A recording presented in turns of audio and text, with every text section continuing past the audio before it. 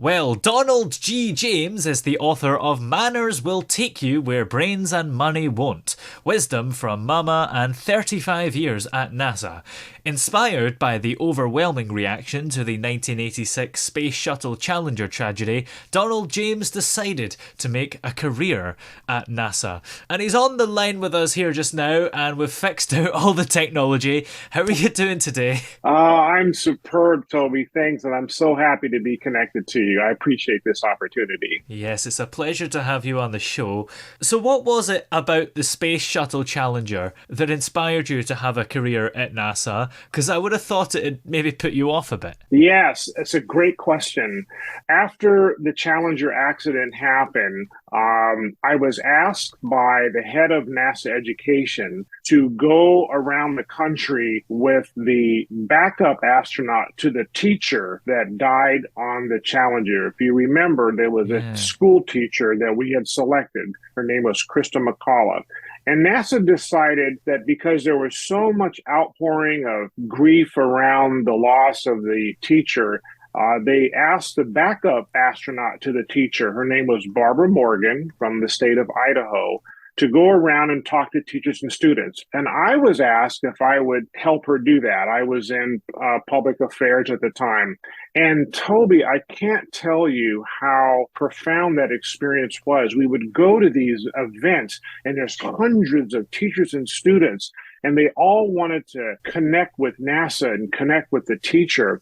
And there was one specific thing that really caused me to say, I want to stay working at NASA. I was at an event in Los Angeles, and usually what happens is that Barbara would give a talk, and everybody would rush the dais to try to get an autograph from her. And my job was to stand to this side and wait for a while. Then I have to hustle her away to go to our flight. And this one little kid, he's probably about 11 years old, he came up to me with his notebook and a pen. And I'm thinking he wants me to help him get an autograph. And I said, well, go ahead and get in line. I won't take her away until she autographs your book. And he looked at me and he says, no, I want your autograph. And I said, my autograph? Why do you want my autograph? I'm not the astronaut. She's the astronaut. And he looked at me and he said, yeah, but you work for NASA. And that is just so cool. And I thought, wow, if just because where I work, the space agency, could have that kind of impact on people and young people, then I'm in. And I made a commitment then and there that I was going to dedicate my career at NASA. And ultimately, I became the head of NASA Education to try to inspire as many students as possible. So that's how I stayed, and why how Challenger affected that. It must make you quite proud to have worked at NASA, because I don't think it's paralleled anywhere else in the world.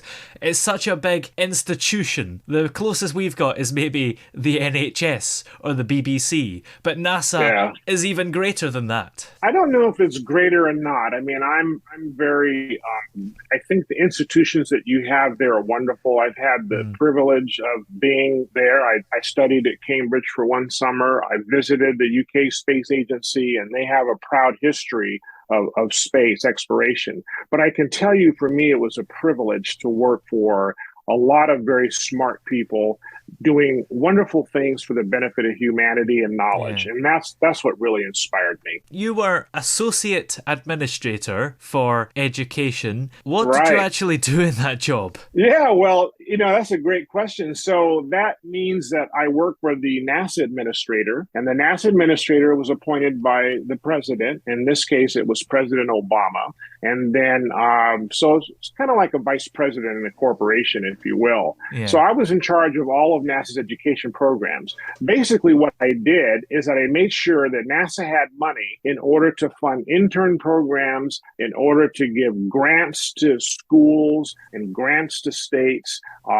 But mostly what I did that I really enjoyed was going around the country to schools and organizations and talking about how important it is for students to consider a career in the space program, whether it was with NASA or some other agency. And I was even proud that under my tenure, we created an international intern program where we were able to figure out how to have students from other countries intern at NASA. You can imagine being a United States government agency, it was kind of difficult to do. So But I was proud to do that because space is global and space is international. And so it was really cool. I really liked it. I still like it. And I've been retired for 5 years and I still get excited when I talk about it. Yeah, I mean, you're wearing all the NASA clothes still as well. Yeah, I got my NASA clothes on. I'm all fired up. Was it quite easy to convince young people to get involved in NASA or hard? Because maybe on the one hand, it sounds cool and exciting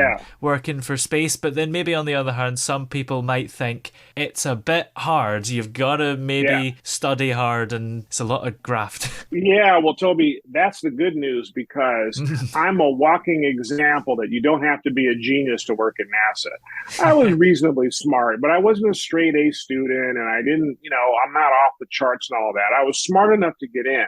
But I tell students, and this is the reason I wrote the book that you see in the background about manners, is that I tell students that how you show up in the world and how you show up to the world, your manner of being, your presence, how you connect with people is very important, maybe even more important than your intelligence. As a matter of fact, what I tell students is being smart isn't good enough because I know a lot of smart people at NASA who lost their jobs or got reassigned to some place that nobody ever heard of because they just didn't get along really well. They didn't appreciate that their manner of being was a turnoff to people rather than a turn on to people.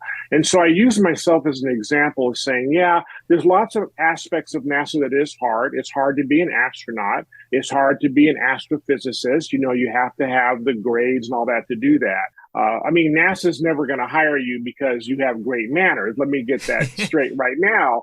But you may not get a job. You don't have good manners, even if you are smart. And in my case, I know for a fact that my manner of how I showed up in my interview made all the difference in the world because they told me it did. Yeah. So I really wanted to share with students who always ask me, well, how do you get to work at NASA? What do you have to do? And do you have to be a genius and all that? And I said, no, you don't have to be a genius. You do have to be smart about what you do to a degree. But more importantly, it's so important to be authentic and have a way of connecting with people that people want to help you. And sometimes I see people and I meet people and I say, I don't care what that person knows how to do. I would hire that person tomorrow because they have great manners and I can teach them technical skills they'll need. So, yeah, I think anybody could do it. It's true, isn't it? Because when I was at school and we were taught about doing a job interview, most of it really was about presentation, dressing up smart and making eye contact and having good manners, shaking the interviewer's hand. Hardly any of it was actually about answering the questions. Well, what I suggest to all people who are interested in this topic is, first of all, you're always interviewing. You see, I think the interview actually starts before you get in the room and you're face to face with somebody. You get a sense about people and they know you, that you might have a reputation. Or people who are going to interview you, let's say they're going to interview Toby, right? Say, hey, Toby's we're going to hire him to be a senior correspondent for BBC. Well, they're going to talk to your friends and say, what kind of guy is that Toby guy? Oh, he's a friendly guy. He's really good. Let's talk to Don James and see what he thinks about it because I happen to know somebody, right? So your reputation comes before you. So the interview really starts before you get into the room. And so, yes, there's little things that you could do in the interview that can make or break you, right? But a lot of times it's just your presence and not a phony way, but just in a very natural way. And I devote a whole chapter to interviewing because I think that's really critically important. Yeah. Could there be a negative side of this? Because maybe, completely hypothetically, of course, people could be persuaded by somebody who is very charming, very polite, but incompetent at the job they want. Absolutely. We call those people con men, right? They con you. They're so charming and they're so wonderful. And yet, like I say, it's like they're an actor in a movie, right? And you just love that person. But when the movie's over and the credits roll, you look at that person, you find out who they really are. It says, oh my God, that person's really an ogre. I mean, why would how did I get seduced into that? I'll give you a great example. There was a famous case in the United States of a man who swindled a lot of money out of a lot of people. His name was Bernie Madoff.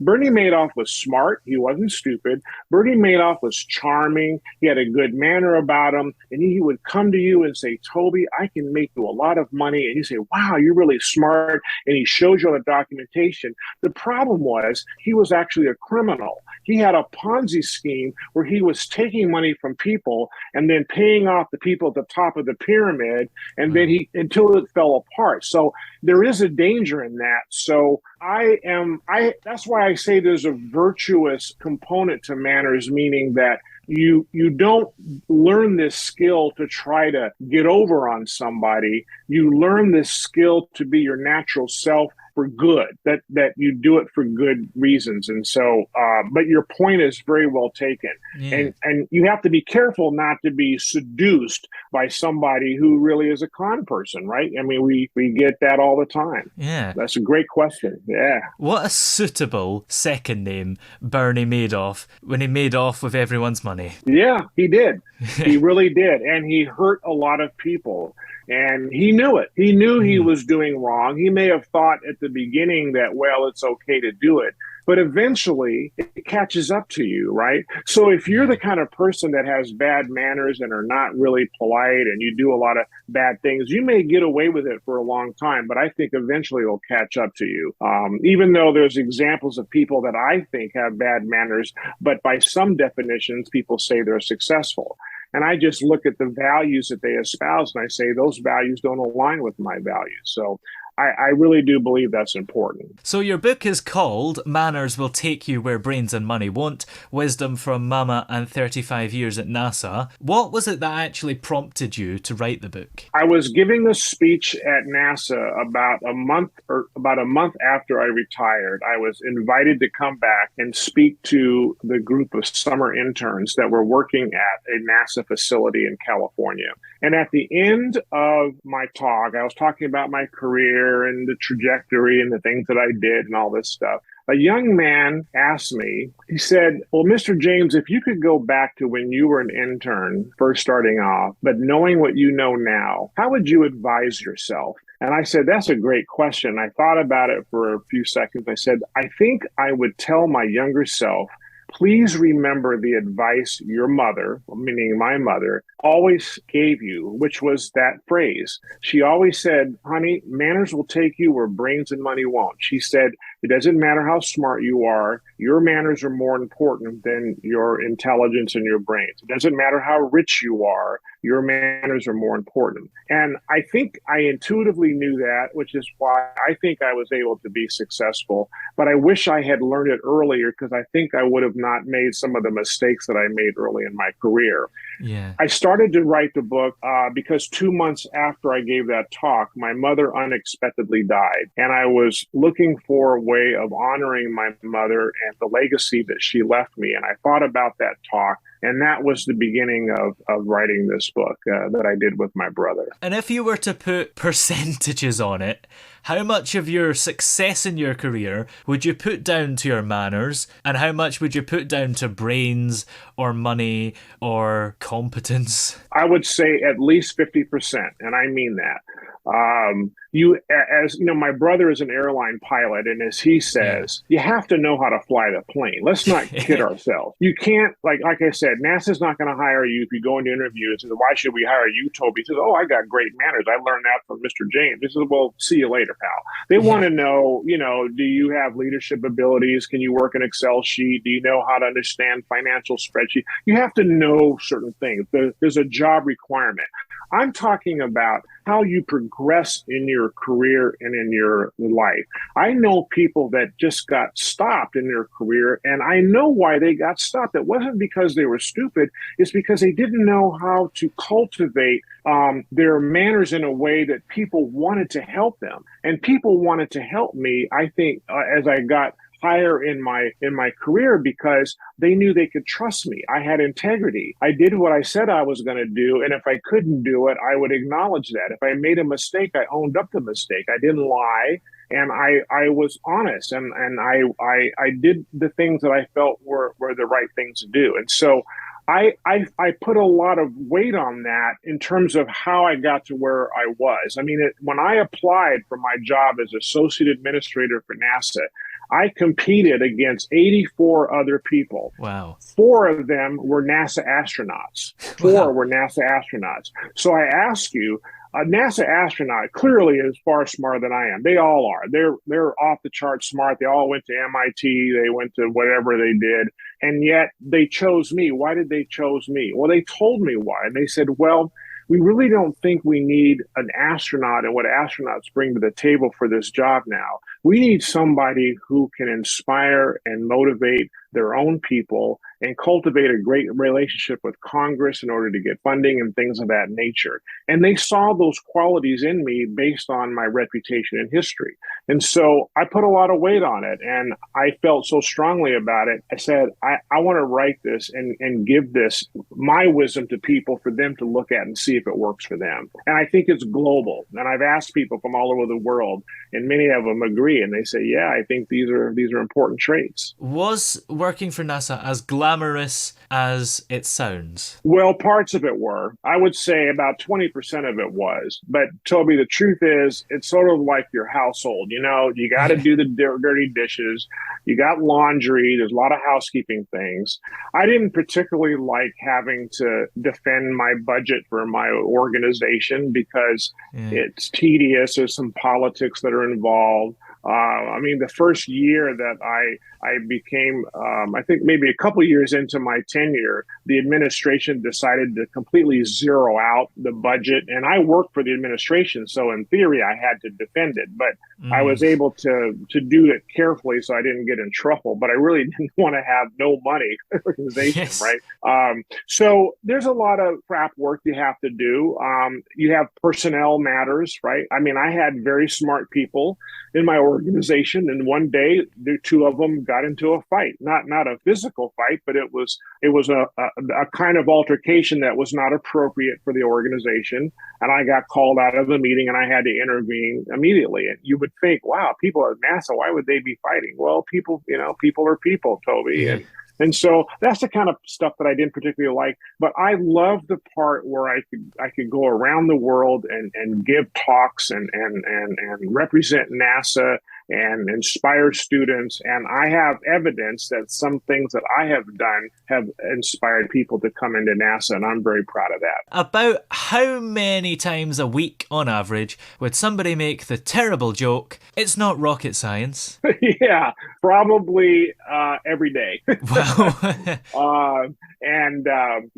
In a way, it's kind of an interesting standard, right? When you think about rocket science and how particularly difficult it is. And the only reason it's difficult is that a lot has to go correctly in order for your rocket not to blow up, right? Yes. And so the science of rocketry, which really has to do with how do you get an object with mass off the Earth to escape gravity and to do something useful in orbit. Well, there's a lot of things that go involved in that. There's a lot of mathematics. There's a lot of calculus. There's a lot of physics. And so you have to have people to know how to put it all together. So I'm okay with that as a standard, but, I think that if people actually look deeply into what rocket science really is, it's fascinating, and you can learn a lot from that. But a lot of things are hard to do, Toby. Interpersonal relationships are hard to do. We may say it's not rocket science, but ask the people who are lonely. I was just listening to your previous interview about the boy story the guy was talking about, and it's really true. You would think it would be easy to have great relationships and not be alone, but the fact is it's rampant, and we have a lot of problems in the world because of that. That's hard to get that right. So I don't want to say that the ultimate hard thing is rocket science. I think there's a lot of hard things. Climate issues are hard, right? Yes. So, yeah. We've seen in the last year or two this idea of space tourism really take off. Yeah. For another bad joke. Yeah. That people like Jeff Bezos and Richard Branson and people like that are trying out. Does that excite you? It does to an extent. I mean, I think it's inevitable that the only people who can pay for space tourism are very wealthy people. They have their own rockets and things of that nature. Richard Branson's another one. But I think I remind people that in the early days of aviation, back in the early 20th century, very wealthy people were the only ones who could fly planes or take flights. And it Yeah. wasn't until we started using it to take mail to places and the military was using it for military purposes that the whole idea of aviation as we know it today is ever present. Well, that wasn't always the case. And so I'm hopeful, Toby, that the same will be true for getting to space because now it's actually possible for many normal people, if you will, to get into space with a lot of luck and some sponsors, right? It's not, you don't have to spend $50 million to go to the space station on a Russian rocket. You could spend $250,000, to get suborbital flights. Well, that makes it a little bit more in reach for people. And then there's companies that are doing high altitude balloons where it's not really a rocket, but it does take you up to the edges of space where you can look out over the earth and see the dark sky. And so I think that's exciting. I'm not sure I want to do it. All right, I have a confession, Toby. So the older I've gotten, the more afraid of heights I've Hmm. gotten. I confess. And so some people used to ask me, they said, well, would you go up in space? I'm like, I'm not so sure I would, but that would be hard to turn down if I had an opportunity. But I don't Yeah. know. It's, I'm kind of afraid of heights. Yeah, I don't know if I'd do it either. I think if it becomes a thing that's been around for ages, Yeah. like how flying is now, Yeah. I'd feel pretty safe and it'd probably excite me. Because I get on airplanes all the time, and I like flying, and so. But yeah, I think you're right. So I think it's going to be a while before it becomes so normal that people can say, "Hey, I'm going to fly to London from Los Angeles on a suborbital rocket and then come home the same day." I mean, I think that's very possible. Yeah. So I think tourism is going to be one of the next big things with respect to space exploration. We'll see. Yeah. Unfortunately, I think there's going to be accidents, and I think people are going to get killed. And the question is, how do we respond to that? Do we shy away and say we're never going to do that, or are we just going to keep going? Because a lot of people got killed in the early parts of aviation because planes would just crash for no reason at all, and we didn't stop flying then. Yeah, it's remarkable. If you look back at old family trees of like our royal family, there seems to be a really above average number of deaths from plane crashes. Yes, Which exactly. I don't know what that's about. And that didn't stop them from flying or doing other things. And so I think the same could happen for space tourism. And speaking of people like Jeff Bezos and Richard Branson and other entrepreneurs, how much of their success do you think is down to their manners and how much is down to their brains and coming up with a really good business idea? That's probably one of the smartest questions I've had doing hundreds of interviews because on the outside looking in, you could argue, okay, you got people like Bezos and Elon Musk and Richard Branson, and I'm not sure about their manners and all of that stuff. I would say this: they are entrepreneurs and they're business people with some savvy. I don't really know a lot of their history. I do know this about Jeff Bezos because I heard him say this at a conference that I attended. He started Amazon for the purpose of making a lot of money in order for him to go to space. He actually said that. Wow. I didn't know that. I thought he started Amazon because he wanted to sell books online and he figured out a way of doing it. He said, well, I did that because I wanted to get rich in order to do space flight. So now he has Blue Origin. And Branson, I don't know him that well, other than, he's a very iconoclastic individual with an interesting personality, and he's been in a lot of businesses, and so I give them credit for their technical savvy and all of that. And they must have some kind of manner in order to convince investors at the early stages of their career to invest in what they're doing. I can say that I've come in contact with a few wealthy people, and the thing that I'm impressed with is how I feel that they showed up to me person to person seemed different than the persona that I imagined them to be through the television or the newspapers. Bill Gates is a person that comes in mind. I've seen and interacted with Bill Gates, and he's just kind of a regular guy. There's nothing special about him. And so people have asked me, said, well, a lot of these people I don't think have great manners, and yet they've been successful. So my question is, well, if your goal is just to be very rich and very wealthy, I say, fine, go ahead and do that. My question is, and I write about this in the book, along your way to being rich and wealthy, what have you done for humanity that you're proud of? And if you can't point to anything, then I question your values and your priorities. Now, it's not up to me to be judgmental about it. I just say, I have a different point of view of that. So I just ask people to consider, that factor. Manners is not incompatible with being rich and wealthy. I think that you can do both and do it for good reasons, which is showing up authentically and using that authenticity to inspire people to show this is who you really are. And that's what I write about. So what are you up to now that you're retired? And what I really want to know is, do you spend the whole time watching TV shows and movies about space? Well, I don't do that. I probably don't watch as much TV shows and movies about space as I used to. I mean, NASA actually helped some movies in the past, and that wow. And I was proud to have a little bit of role in a few of those. But I spend my time talking to a lot of students. See, I realized after I retired that my purpose in life now, that I am in the last quarter, using a American football metaphor, the last quarter of my life. I'm 65 years old, but I act like I'm 35, and my kids think I'm 12 sometimes. My purpose now is to give what I can in order to help other people. That's where I get inspiration from. Whether it's a student, I mentor young people all over the world. I have a young man in Oman in the Middle East, to people in New York and Washington. And I'm very proud of that. And I say to them, look, I will share with you my knowledge and my ideas. It's up to you to decide if it works for you. You need to triangulate your information, check other sources. And so I spend a lot of my time talking to students.